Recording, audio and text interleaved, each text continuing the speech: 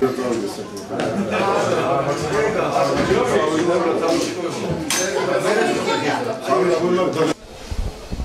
დავით, როგორ განწყობაზე ხართ და რას თავაზობთ დღეს მოსახლეობას? განწყობა არის შესანიშნავი, ვაგრძელებთ ჩვენ შეხვედრებს, დღეს გვაქვს მეტეხის, სოფელი მეტეხი, ნიაბი, სადგური მეტეხი, სადაც უამრავი მოსახლეობა გამოდის, აინტერესებთ რა არის ქართული ოცნების პროგრამა.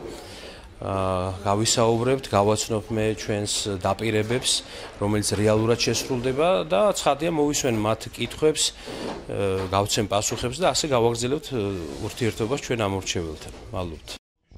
ბატონო ოლეგ, როგორ განწყობაზე ხართ და საერთოდ დღევანდელი აქციის შესახებ მიამბეთ, როგორ ემზადებოდით ამ აქციაზე და რა არის დღეს თქვენი მთავარი მესიჯი? Ну, რა თქმა უნდა, განწყობა ამაღლებული. ჩვენ უკვე გქონდა მოსამზადებელი სამუშაოები 2-3 დღეა ვაწარმოებთ რა. ხალხის განწყობა არის დადებითი ჩვენი მისამართით. დღეს 5 სოფელში გვაქვს შეხვედრა და 5 სოფლის წარმომადგენლები შეგხვდებიან და თავად ნახავთ ხალხის განწყობას ჩვენდამი დამოკიდებულებაში.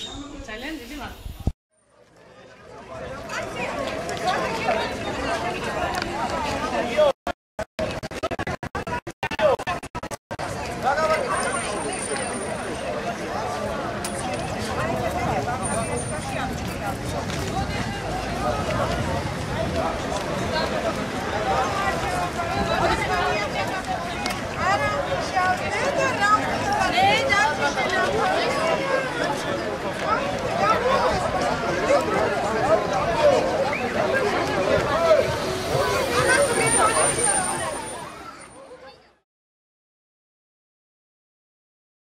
რაიონის დეპუტატობის კანდიდატია ქართული ოცნებიდან შესანიშნავი პიროვნება ჩვენი თანარაიონელი კალთისხეველი კაცი ეკონომიკურ მეცნიერებათა დოქტორი პროფესორი სოფლიოს თითქმის ყველა უძლიერეს ეკონომიური ინსტიტუტების წევრი ბატონი დავით ონოფრიშვილი.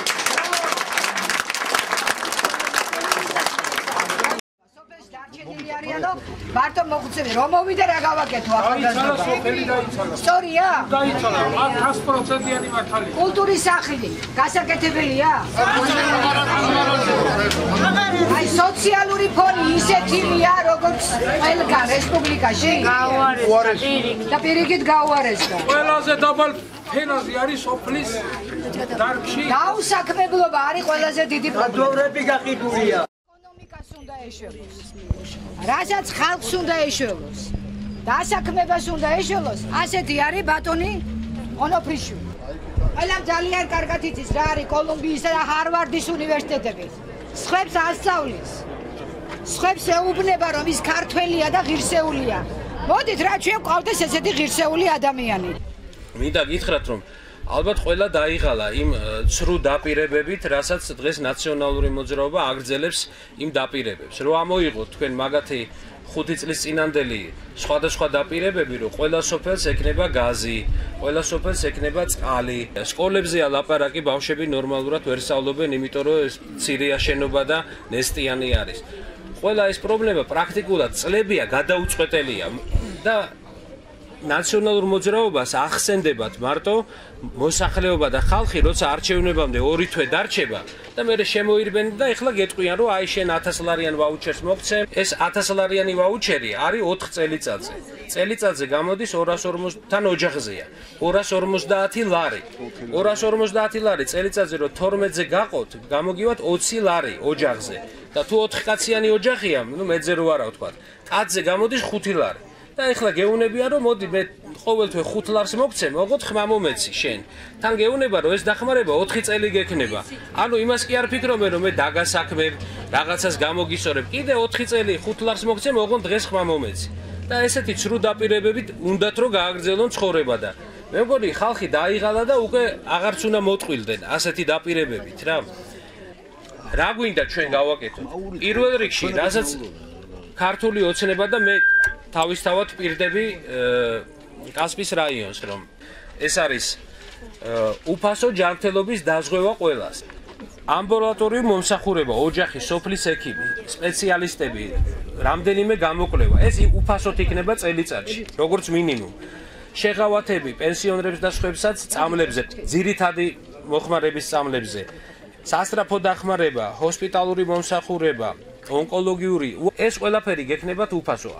რამდენიმე წლის წინ ამბობდე, რა საჭიროა სოფლის მეურნეობას დავეხმაროთო, თუ საჭიროა წავალ და საზღვარგარეთ ვიყიდითო, სხვა ქვეყნებით სხვა წარმოებენო, ვაშლსო, ოსტრეულსო და ესე დაიწყო შემოსვლა საქართველოში მიქაურმა ჩინური ნიორი, რაღაცა ირანული ვაშლი და ისა და ამ დროს გორში და კასპში ვაშლი და ატამი მოდის ხალხს და ვერ ყიდიან და ულპება.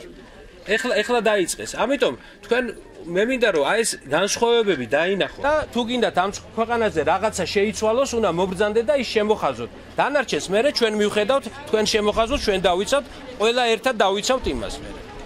დიდი მადლობა. დიდი მადლობა.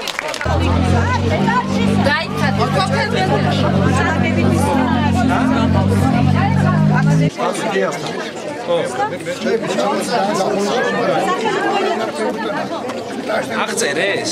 ვინმე მოვიდა გამგეობინა?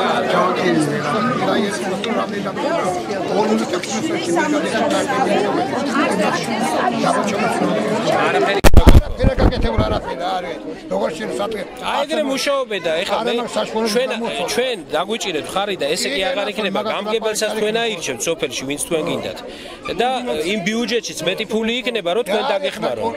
ბინა, რომელიც არის სკოლის ბალანსზე, დიდი ხანია ამაზე 20 წლის წინათ დავდიოდით მე და ჩემი მეზობელი ვინ ცხოვრობთ მან და გვეუბნებოდნენ ამ ეტაპზე არ ხდება, ამ ეტაპზე არ ხდება. ვერ გავიგე. სულ ყოველთვის გვეუბნებიან რეორგანიზაცია ხდება განათლებაში, როდემდე მე სადაც არის მოვკვდები.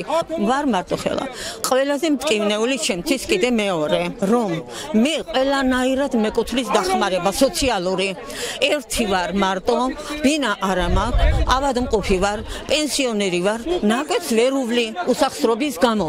მეკუთვნის თუ არა ის 32 შევარცხინე ის 32 ლარი. როგორ არ ვაპირებ კი არა. მე ერთის იმედი მაქვს რომ აი ეს მომავალი პრეზიდენტი ფულისთვის არ მოდის. იმას საკმარისი აქვს. იმას შეძლო წასულიყო და ბედნიერად ეცხოვრა სხვა ქვეყანაში, მაგრამ თავისი ხალხის უბედურებას რო ხედავს ამას ვერ უყურებს. ჩვენი ტრადიციები განადგურებულია შვილო. ჩვენი ახალგაზრდობა გაუბედურებულია. ჩაცმულობა გინდა თუ რაქსაქციელი გინდა მე ეკლე. ყველაფერი ხართ დღევანდელი შეხვედრით. ძალიან დიდად. მინდოდა დიდი ხანია, მაგრამ სწორი გითხრათ მე.